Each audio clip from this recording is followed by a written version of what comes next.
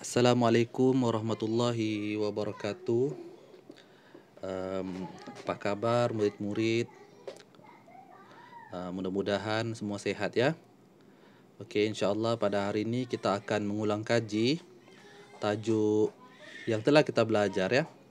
Yang mana tajuk itu dia apa? Kita boleh baca di situ, yaitu tanda-tanda kenabian Nabi Muhammad. Tapi kalau dalam buku teks dia tajuknya Sucikan Hati Kekasih Allah.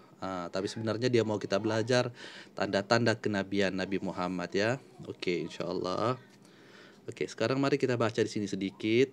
Okey, semuanya kita sudah belajar, jangan risau ya. Okey, Nabi berniaga ke kota Syam.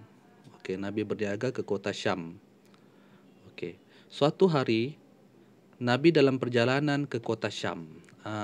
Jadi satu hari Nabi pergi ikut pakciknya pergi berniaga di kota Syam. Jauh dari Mekah. Pergi berniaga di kota Syam. Ingat betul apa dia? Kota Syam. Okey, cuba sebut kota. Okey, kota Syam. Okey, cuba tengok sini. Okey.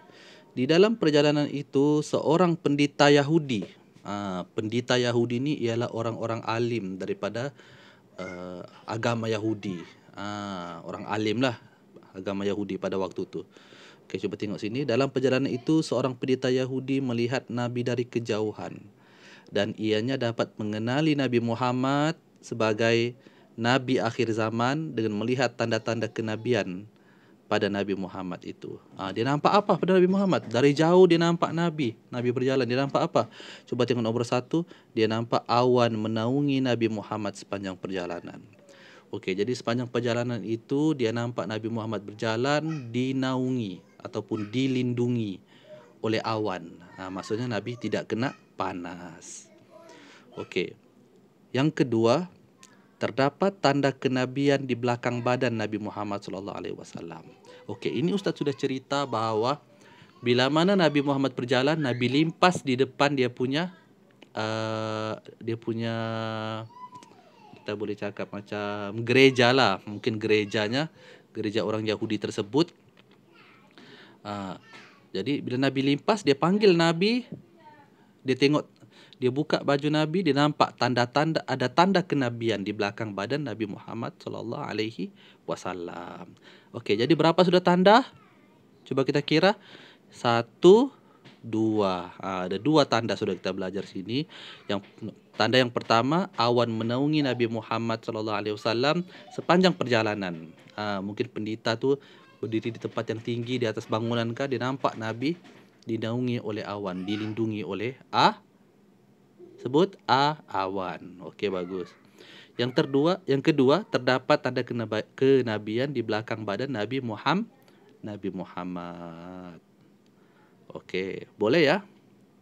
Kita berpindah ke muka surat sebelah. Okey.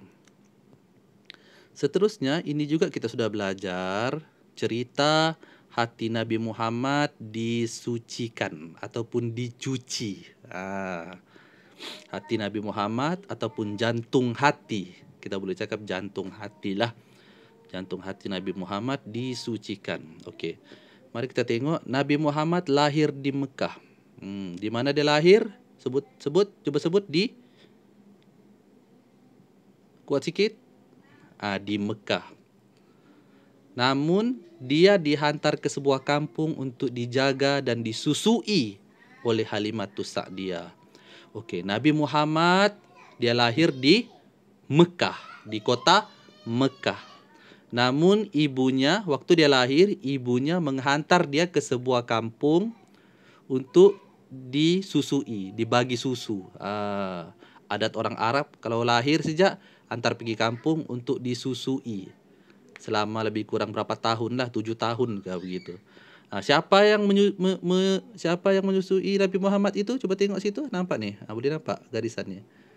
Dia disusui oleh Halimatus Sa'diyah. Siapa namanya? Halimatus Sa'diyah. Coba sebut. Kan tak dengar? Coba sebut. Halimatus Sa'diyah. Ingat ya, Halimatus Sa'diyah, nama ibu susu Nabi Muhammad. Okey, cuba tengok yang seterusnya di sini. Nampak tak? Nampak tak? Okey. Ketika Nabi Muhammad berumur 4 tahun. Berapa tahun? Sebut. 4 tahun. Berapa? 4 tahun.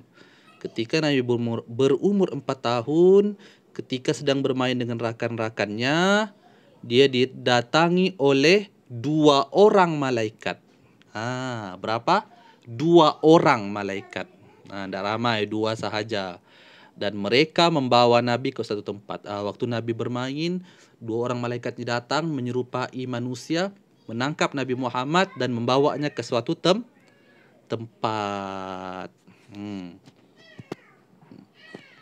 Okey. Malaikat Jibril, cuba tengok sini. Ini nampak ke garisan ni? Boleh nampak? Ni. Nampak Malaikat Jibril.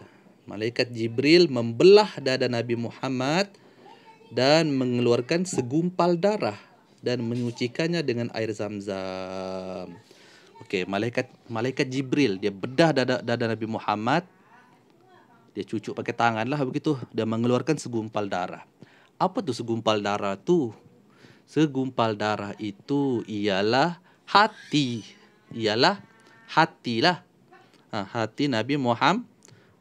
Lalu dicuci. Pakai air apa tu? Cuba tengok. Dan menyucikannya dengan air Zam-Zam. Okey, coba kamu sebut air. Okey, nak dengar. Kuat sikit. Air Zam-Zam. Okey, air Zam-Zam.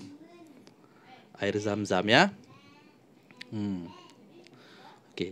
Ketika menyucikannya hati Nabi Muhammad, Malaikat Jibril berkata, inilah sasaran syaitan kepada kamu. Kenapa hati Nabi Muhammad dicuci ataupun disucikan? Kenapa? Kerana hati ialah tempat sasaran syaitan. Tempat syaitan membisik-bisik. Jadi hati kita ni adalah tempat sasaran syaitan. Jadi jaga hati. Sebab itulah hati Nabi Muhammad disucikan.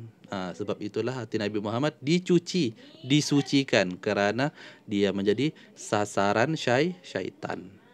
Okey, yang terakhir, ada berapakah tanda-tanda kenabian Nabi Muhammad? Cuba tengok sini. 1, 2, 3. Lagi 1, 2, 3. Okey, tanda-tanda kenabian Nabi Muhammad. Yang pertama, sewaktu kecil dada Nabi Muhammad dibedah oleh 2 malaikat. Sudah kita belajar tadi.